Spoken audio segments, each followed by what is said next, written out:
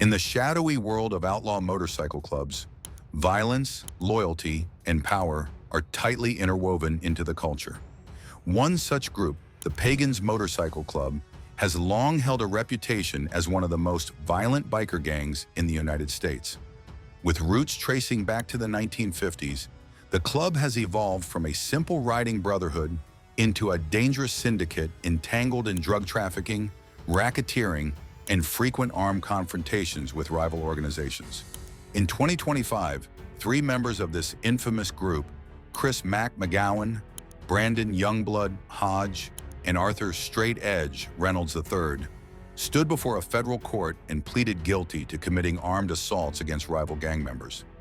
These were not random acts of violence. They were coordinated, premeditated attacks carried out as part of a wider campaign of gang supremacy and criminal dominance. Chris McGowen, a prominent figure in the local Pagan's MC chapter, admitted to 2 counts of assault with a dangerous weapon, 1 count of attempted assault, and 1 count of discharging a firearm in furtherance of a violent crime. Brandon Hodge pleaded guilty to assault with a dangerous weapon as part of racketeering activity. Arthur Reynolds, already a convicted felon, acknowledged discharging a firearm and illegal possession of weapons. Their attacks were deliberate, executed with the goal of eliminating rivals, enforcing dominance, and earning respect within their own ranks. What may appear to the outsider as reckless aggression was, in reality, a deeply structured campaign tied to the internal reward systems and violent codes of the club.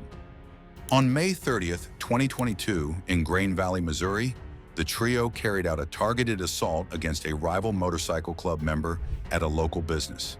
The victim was beaten with fists and an axe handle in broad daylight. The attack was swift, calculated, and left the victim with serious injuries.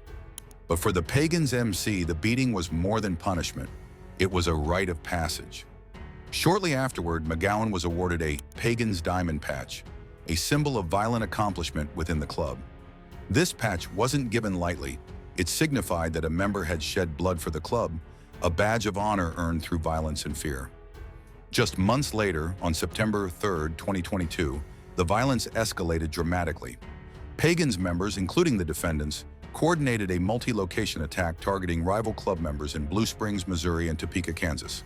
Prior to the assaults, McGowen issued what prosecutors described as a smash-on-sight order, an unambiguous directive to attack rival gang members upon sight. The plan involved traveling across state lines, armed with pistols, axes, and pipes to confront rivals. One particularly gruesome attack took place in the parking lot of a retail business in Blue Springs. A rival biker was shot 7 times, wounds that struck his chest, arm, and shoulder. After the attack, the perpetrators calmly returned to Kansas City, boasting of their actions. The violence had been not only committed, but celebrated. These incidents were not isolated. They were part of an orchestrated pattern of violence tied to a larger criminal enterprise. The Pagan's Motorcycle Club is not a loosely affiliated group of bikers. It is a highly organized network operating with militaristic precision. Club members hold ranks, follow orders, and are rewarded or disciplined based on performance. Promotions within the group, such as the one McGowen received following his attacks, are contingent on demonstrations of commitment to the club's criminal goals. Such acts of violence serve to intimidate rivals, silence witnesses, and boost the standing of perpetrators within the outlaw hierarchy. The investigation into the trio's actions was the result of coordinated efforts among several federal and local law enforcement agencies, including the FBI, Homeland Security Investigations, the Bureau of Alcohol, Tobacco, Firearms and Explosives, and regional police departments. On May 11, 2023, federal agents executed a search warrant at Arthur Reynolds' residence. There they discovered 7 firearms, a significant quantity of ammunition, body armor, and a wide array of Pagan's MC paraphernalia. The presence of such weaponry and tactical gear painted a clear picture of the paramilitary nature of the club's operations. This wasn't simply a collection of motorcycle enthusiasts. It was a well-equipped militia-like group prepared for conflict. Reynolds' background further deepened the case against him. He had previously served over 5 years in prison for a 2005 robbery conviction. As a felon, his possession of firearms was a direct violation of federal law, adding another layer of seriousness to the charges against him.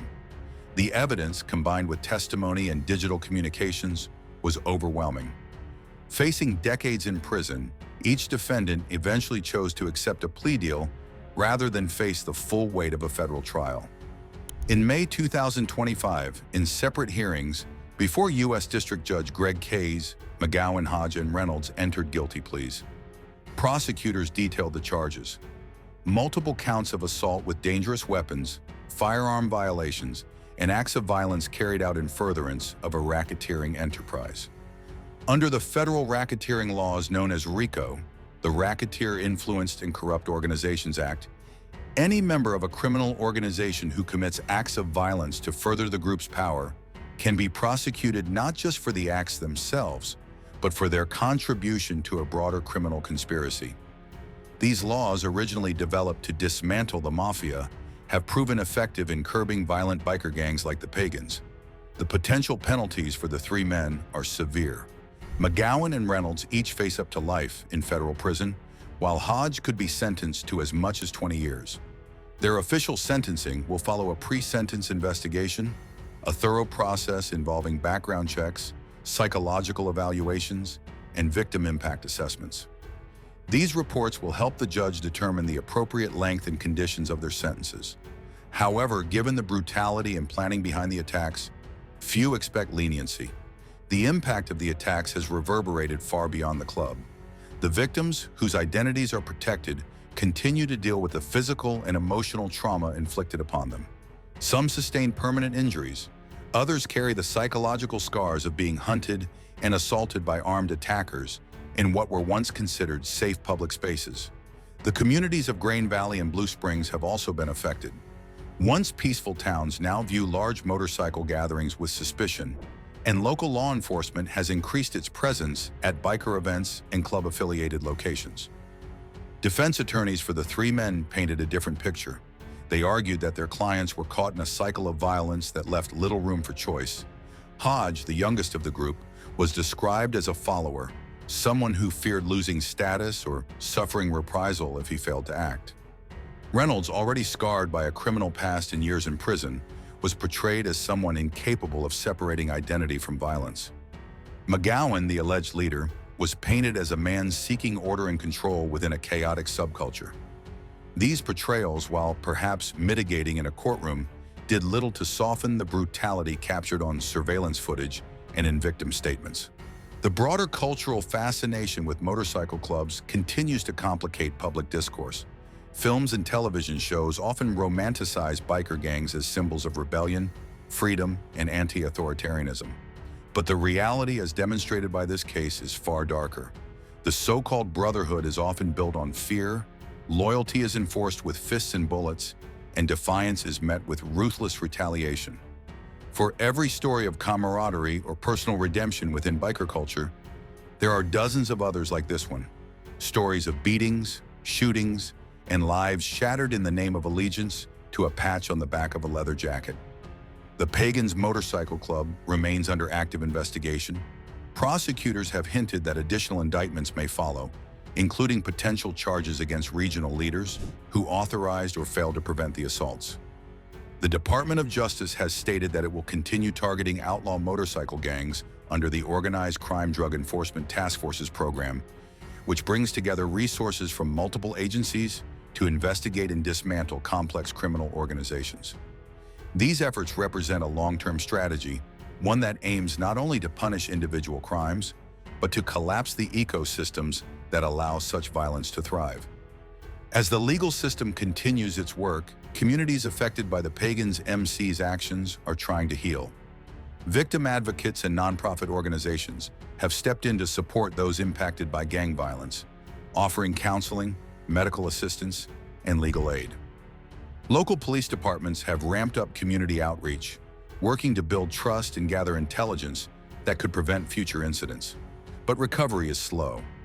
In towns where these attacks took place, there is still a sense of unease, a quiet worry that the violence may return. Empty parking lots, shuttered storefronts, and altered routines reflect the long shadow that gang violence can cast on everyday life. In federal courtrooms, justice is often measured in years or decades, but in the lives of those affected, victims, families, and even some perpetrators, the consequences are lifelong. The case of McGowen, Hodge, and Reynolds serves as a grim reminder of what happens when violence becomes currency, when identity is forged in blood, and when loyalty is bought through fear. It is a story that, while concluding for these three men, continues for the many others still living under the threat of outlaw clubs, still waiting for justice, or still wondering how a motorcycle and a promise of brotherhood could lead to so much destruction. While the three convicted members await sentencing, their actions continue to ripple through the outlaw motorcycle gang landscape. Within the Pagan MC, silence used to be sacred, but now, with mounting legal pressure and the looming threat of life sentences, cracks are forming in that wall of secrecy. Federal prosecutors have confirmed that at least one of the defendants has provided partial cooperation in exchange for consideration at sentencing. Though details remain sealed, this revelation has fueled paranoia within the club's ranks. Trust, once enforced by violence and reputation, has eroded. Members now question who might be wearing a wire, who might be the next to strike a deal, and who may already have. This fear has not gone unnoticed by law enforcement. Surveillance teams monitoring regional Pagans gatherings have reported reduced attendance, tighter internal security, and a noticeable shift in behavior. Where members once rode openly and proudly displayed club colors, many now arrive in small, discreet groups. Weapons are more frequently hidden in nearby vehicles rather than carried openly. Some members have begun avoiding known meeting spots altogether, suspecting infiltration or surveillance. Others have cut ties and vanished, disappearing into other cities or states in hopes of avoiding both law enforcement and possible retaliation from within. The Justice Department has made clear that the goal is not simply to imprison violent offenders, but to dismantle the infrastructure that enables their crimes. In many ways, the Pagan's MC operates like a corporation. There are hierarchies, roles, logistics coordinators, security liaisons, and even event planners.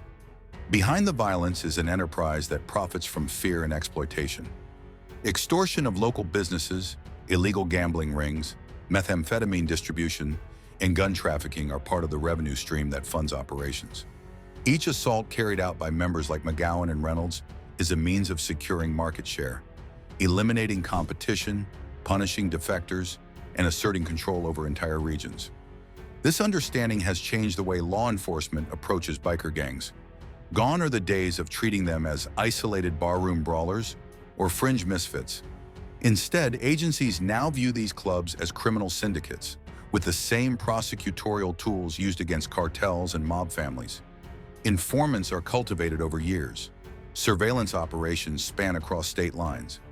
RICO charges are pursued aggressively as they allow for sweeping indictments that tie foot soldiers to top leadership. The case of the three Pagans members is a direct result of that strategy. A precision strike not just against violence, but against the system that rewards it. As trials, plea deals, and investigations unfold, the personal lives of those involved are not spared. Families of the convicted men are often left to pick up the pieces. Some remain supportive, believing their loved ones were misled or manipulated. Others have severed ties completely, unwilling to be associated with the violent path their relatives chose. Children are particularly affected, growing up with the stigma of a parent behind bars, sometimes shunned by communities, or burdened with questions too heavy for their age. For these families, there is no courtroom closure, only the long, painful process of rebuilding without the people they once relied on. Victims and their families endure a different kind of suffering. Some now live with permanent physical damage, limited mobility, chronic pain, or disfigurement. Others carry invisible wounds, PTSD, anxiety, and a constant sense of vulnerability. Many have relocated, changed jobs, or assumed new identities out of fear. The violence they experienced wasn't a random act, it was a message. And even after arrests and convictions, that message lingers. The gang may be wounded, but it is not gone. Prosecutors have tried to reassure victims by pushing for harsh sentences. But for those who lived through the assaults, true safety still feels out of reach. Public perception of motorcycle clubs continues to evolve as more cases like this reach headlines. The glamorized image, fueled by decades of pop culture, has given way to a more sobering reality. The leathers, the patches, the roaring engines, these are not just symbols of freedom or rebellion. They are uniforms worn by men who, in some cases, have been involved in calculated acts of violence. Law-abiding riders and legitimate motorcycle groups have expressed frustration over the association. They argue that their culture is being tainted by the crimes of a few, but the line between hobbyist and outlaw remains difficult to distinguish from the outside. In an effort to make that line clearer, some cities and police departments have begun hosting community motorcycle safety events and workshops that emphasize the difference between legal motorcycle clubs and outlaw gangs. Outreach officers meet with local riders, educate them on gang warning signs, and even encourage them to report suspicious behavior. These programs aim to isolate criminal clubs like the Pagan MC by building bridges with the wider motorcycle community. In doing so, they hope to undermine the recruitment pipelines that feed gangs with fresh members, often young men seeking identity, belonging, and purpose. Despite these efforts, the allure of outlaw clubs still holds power, particularly in economically struggling regions where options are limited, and the promise of brotherhood is intoxicating. Young recruits are drawn in by the mystique, the sense of family, and the illusion of control. They're told that loyalty will protect them, that violence will earn them respect, and that the club will never abandon its own. What they aren't told, until it's too late, is that the club won't protect them from prison, from death, or from the nightmares that follow after pulling the trigger. The story of McGowen, Hodge, and Reynolds is a cautionary tale, but whether it will be heard by those who need it, most remains uncertain. In closed-door strategy meetings, federal prosecutors and agency leaders are already reviewing the Pagan's case as a model for future operations. Lessons learned from the surveillance, the informant management, the digital evidence collection, and the interagency cooperation are being codified into new playbooks. Training sessions for ATF and FBI recruits now include breakdowns of biker gang structures, communication codes, and financial laundering techniques. The hope is that the tools used to bring down these three men can be scaled and refined to take down many more. And yet, even as one case concludes, dozens more loom. Reports continue to surface of Pagan's members operating in other states, New Jersey, Pennsylvania, Florida, each chapter with its own leadership, loyalties, and rivals. The arrests of McGowen, Hodge, and Reynolds may have disrupted the local Kansas City chapter, but the network is far from dismantled. Like many organized criminal groups, the Pagan's MC is designed to survive attrition. Leadership is decentralized. Orders are often passed orally to avoid written records. Younger members are trained to step up when older ones fall. In this way, the club operates like a hydra. Cut off one head and two more rise. Still, victories matter. Every guilty plea, every sentence handed down, chips away at the illusion of invincibility these clubs maintain. For too long, they have operated under the belief that loyalty can shield them from the law. The conviction of these three men shatters that myth. It proves that the law can reach them, that their crimes will catch up, and that the brotherhood they believe will save them might be the very thing that leads them to ruin. As the dust settles around the federal convictions of the three Pagans motorcycle club members, attention has turned to the club's internal fallout. According to sources close to the ongoing investigations, the National Pagans leadership has begun conducting its own internal audits, looking to identify weaknesses exposed during the Kansas City prosecution. There are reports of loyalty checks, forced removals of members under suspicion, and even reshuffling of regional command structures. The guilty pleas of McGowen, Hodge, and Reynolds have sent shockwaves beyond just law enforcement. They've triggered a crisis of credibility inside the club itself.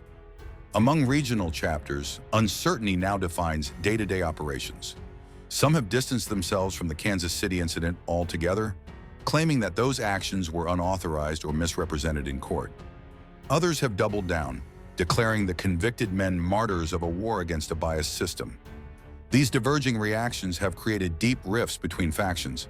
In private, encrypted chats and exclusive club meetings, debates rage about how to respond, whether to retreat, retaliate, or reorganize.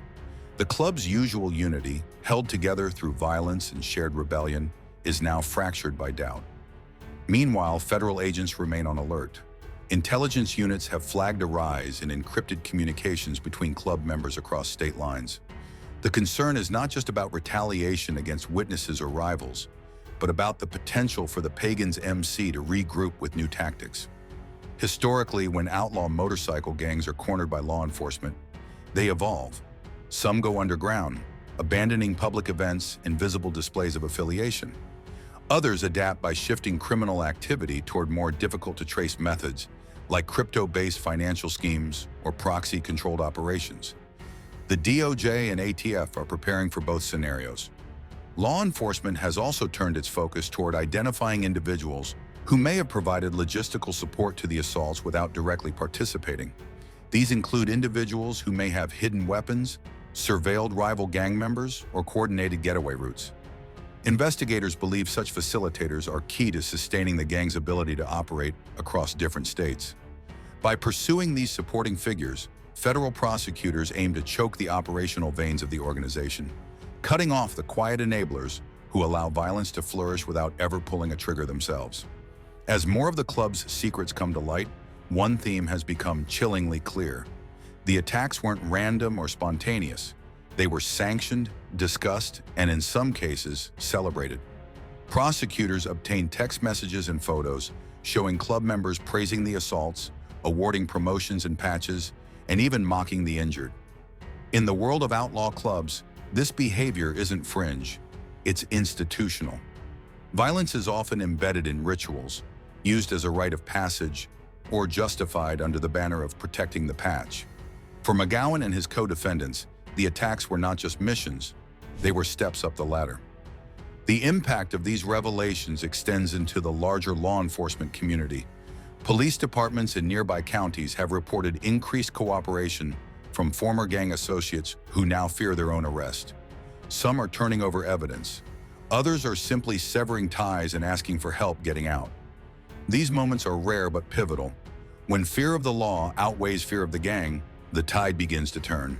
Officers trained in gang exit strategies are now engaging with these individuals, offering witness protection, relocation, and legal counseling to those willing to provide useful information. As the dust settles around the federal convictions of the three Pagan's motorcycle club members, attention has turned to the club's internal fallout. According to sources close to the ongoing investigations, the National Pagan's leadership has begun conducting its own internal audits, looking to identify weaknesses exposed during the Kansas City prosecution. There are reports of loyalty checks, forced removals of members under suspicion, and even reshuffling of regional command structures. The guilty pleas of McGowen, Hodge, and Reynolds have sent shockwaves beyond just law enforcement. They've triggered a crisis of credibility inside the club itself. Among regional chapters, uncertainty now defines day-to-day operations. Some have distanced themselves from the Kansas City incident altogether, claiming that those actions were unauthorized or misrepresented in court. Others have doubled down, declaring the convicted men martyrs of a war against a biased system. These diverging reactions have created deep rifts between factions. In private encrypted chats and exclusive club meetings, debates rage about how to respond, whether to retreat, retaliate, or reorganize. The club's usual unity, held together through violence and shared rebellion, is now fractured by doubt. Meanwhile, federal agents remain on alert. Intelligence units have flagged a rise in encrypted communications between club members across state lines. The concern is not just about retaliation against witnesses or rivals, but about the potential for the Pagan's MC to regroup with new tactics. Historically, when outlaw motorcycle gangs are cornered by law enforcement, they evolve. Some go underground, abandoning public events and visible displays of affiliation. Others adapt by shifting criminal activity toward more difficult-to-trace methods, like crypto-based financial schemes or proxy-controlled operations. The DOJ and ATF are preparing for both scenarios. Law enforcement has also turned its focus toward identifying individuals who may have provided logistical support to the assaults without directly participating. These include individuals who may have hidden weapons, surveilled rival gang members, or coordinated getaway routes. Investigators believe such facilitators are key to sustaining the gang's ability to operate across different states. By pursuing these supporting figures, federal prosecutors aim to choke the operational veins of the organization, cutting off the quiet enablers who allow violence to flourish without ever pulling a trigger themselves. As more of the club's secrets come to light, one theme has become chillingly clear. The attacks weren't random or spontaneous. They were sanctioned, discussed, and in some cases, celebrated. Prosecutors obtained text messages and photos showing club members praising the assaults, awarding promotions and patches, and even mocking the injured. In the world of outlaw clubs, this behavior isn't fringe, it's institutional. Violence is often embedded in rituals, used as a rite of passage, or justified under the banner of protecting the patch. For McGowen and his co-defendants, the attacks were not just missions, they were steps up the ladder. The impact of these revelations extends into the larger law enforcement community. Police departments in nearby counties have reported increased cooperation from former gang associates who now fear their own arrest. Some are turning over evidence. Others are simply severing ties and asking for help getting out. These moments are rare but pivotal. When fear of the law outweighs fear of the gang, the tide begins to turn. Officers trained in gang exit strategies are now engaging with these individuals, offering witness protection, relocation, and legal counseling to those willing to provide useful information. Community leaders and anti-gang activists have seized the opportunity to raise awareness. In Kansas City and surrounding towns, school assemblies, local news interviews, and social media campaigns have taken on new urgency.